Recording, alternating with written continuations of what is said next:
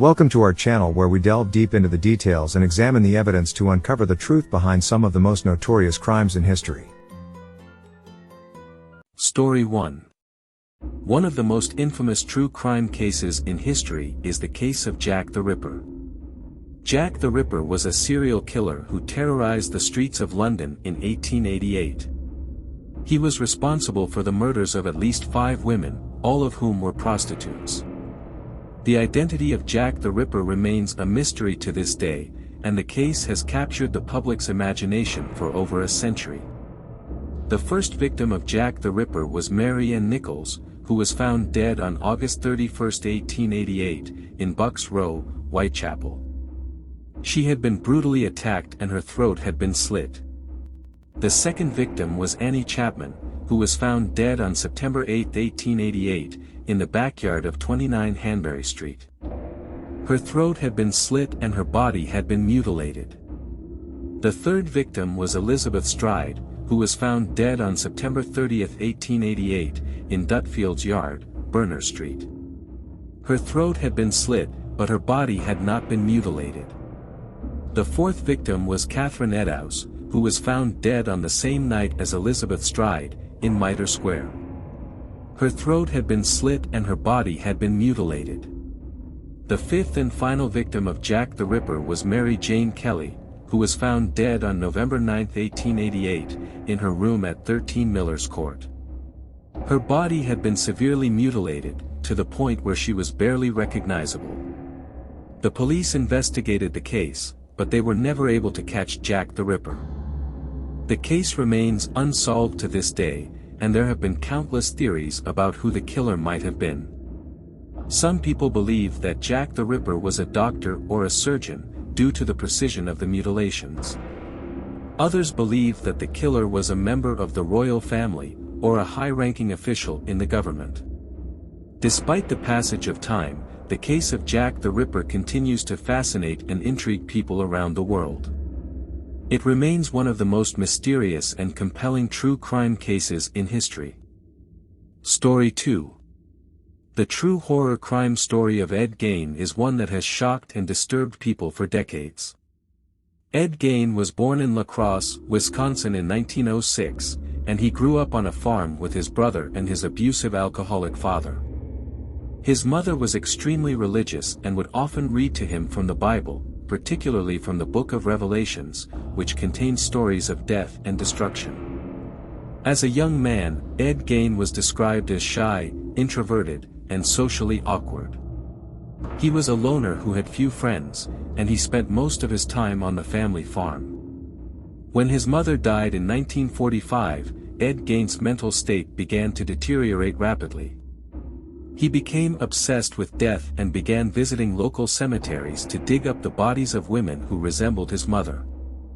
In 1957, Ed Gaine was arrested after a local hardware store owner went missing.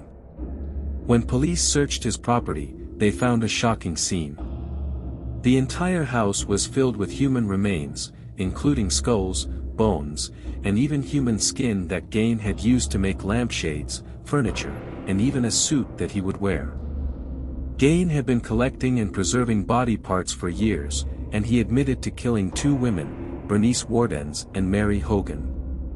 He had shot and killed Wardens in his hardware store, and he had shot and decapitated Hogan in a local tavern. Gaine claimed that he was trying to create a woman suit so that he could become his mother. Ed Gaine was found not guilty by reason of insanity and was committed to a mental institution. He remained there until his death in 1984. His case inspired many horror movies, including Psycho and The Texas Chainsaw Massacre.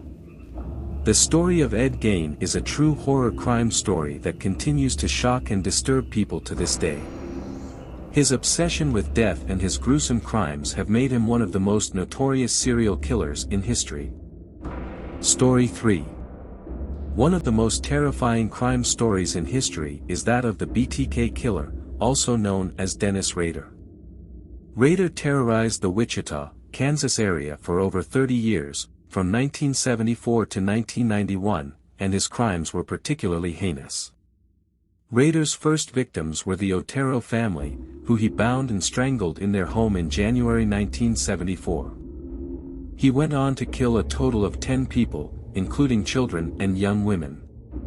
Rader was known for his meticulous planning and stalking of his victims, often studying their routines and breaking into their homes before attacking them. Rader taunted police and the media for years, sending them letters and even leaving clues at crime scenes. In one letter, he wrote that he was a monster who could not stop killing. He also gave himself the name BTK, which stood for bind, torture, kill. After a hiatus in the 1980s, Rader resurfaced in 2004, sending a floppy disk to the police that contained metadata that led to his arrest. Rader was eventually convicted of 10 counts of first-degree murder and sentenced to 10 consecutive life sentences without the possibility of parole. The BTK killer case is terrifying because of the length of time Rader was able to elude capture and the brutality of his crimes. The fact that he was also able to taunt police and the media for years adds an extra layer of fear and unease. Rader's actions had a profound impact on the Wichita community and the families of his victims, and his case remains one of the most terrifying in American history. Story 4. On the night of August 4, 1892, the small town of Fall River, Massachusetts was rocked by a gruesome crime that would become one of the most infamous cases in American history. Andrew and Abby Borden, a wealthy and well-known couple in the community, had been brutally murdered in their own home. Their daughter, Lizzie Borden, would soon become the primary suspect in the case. Andrew Borden was a successful businessman and a well-respected figure in the town of Fall River.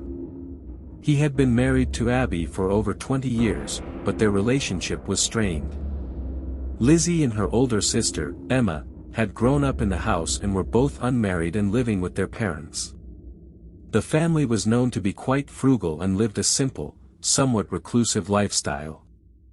On the morning of the murders, Lizzie claimed to have been in the barn on the property, but when she returned to the house, she discovered her father's body lying on the couch in the living room. She immediately called for help, and when the police arrived, they found Abby's body upstairs in one of the bedrooms. Both victims had been struck multiple times with a hatchet, and their injuries were severe. The investigation into the murders quickly focused on Lizzie. Her behavior immediately following the discovery of the bodies was deemed suspicious by many, and there were conflicting reports about her whereabouts at the time of the murders. Additionally, Lizzie's relationship with her stepmother Abby was known to be strained, and there were rumors of tensions between Lizzie and her father as well. Despite the mounting evidence against her, Lizzie maintained her innocence throughout the investigation and subsequent trial. Her defense team argued that she was not physically capable of committing such a violent crime and that she had no motive for killing her parents. The prosecution, however, painted Lizzie as a cold and calculating killer who had carefully planned the murders to inherit her father's wealth. The trial was a sensation, with reporters from around the country flocking to Fall River to cover the proceedings. Lizzie's demeanor during the trial was scrutinized, and her oft-quoted statement, "I am innocent. I leave it to my counsel to speak for me," only added to the mystery surrounding the case. In the end, the jury found Lizzie not guilty of the murders, and she was acquitted. The case remains unsolved to this day, and theories about what really happened that August day in 1892 continue to abound. Some speculate that Lizzie's sister Emma was involved in the murders, while others point to a possible intruder as the culprit. Regardless of who actually committed the crimes, the case of the Borden murders remains one of the most intriguing and enduring mysteries in American history. The story has been the subject of countless books, movies, and TV shows, and it continues to captivate audiences more than a century after the murders took place. Story 5. In the early 20th century, a quiet village in France was rocked by a series of brutal murders that would come to be known as the Vampire of Clichy case. The perpetrator, a man named Marcel Petiot, would go down in history as one of the most twisted and sadistic killers of all time. Petiot was born in 1897 in Auxerre, France, and as a young man, he exhibited a fascination with death and a desire for power and control. He studied medicine and became a doctor, but his true passion lay in the realm of crime. In the years leading up to World War II, Petiot began to accumulate a fortune through various shady dealings, including the sale of stolen goods and the forging of passports. When the war broke out, Petiot saw an opportunity to exploit the chaos and confusion for his own gain. He began to lure vulnerable people to his home in the village of Clichy, promising them safe passage out of France in exchange for large sums of money. Once inside his home, however, Petiot would turn on his victims, murdering them in a variety of gruesome ways. Petiot's preferred method of killing was poisoning, and he would use a concoction of cyanide, strychnine, and other deadly chemicals to dispatch his victims. He would then dismember their bodies and dispose of the remains in various ways, including burning them in his furnace, burying them in his garden, or dissolving them in acid.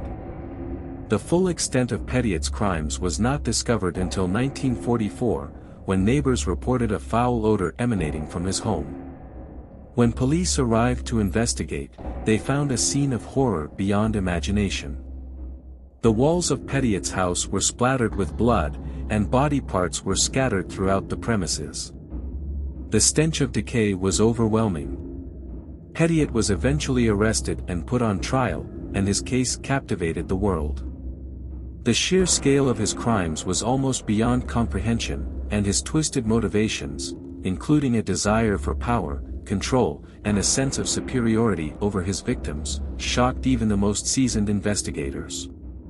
In the end, Petiot was found guilty of 26 murders, although it is widely believed that the actual number of his victims was much higher. He was sentenced to death and executed by guillotine in 1946.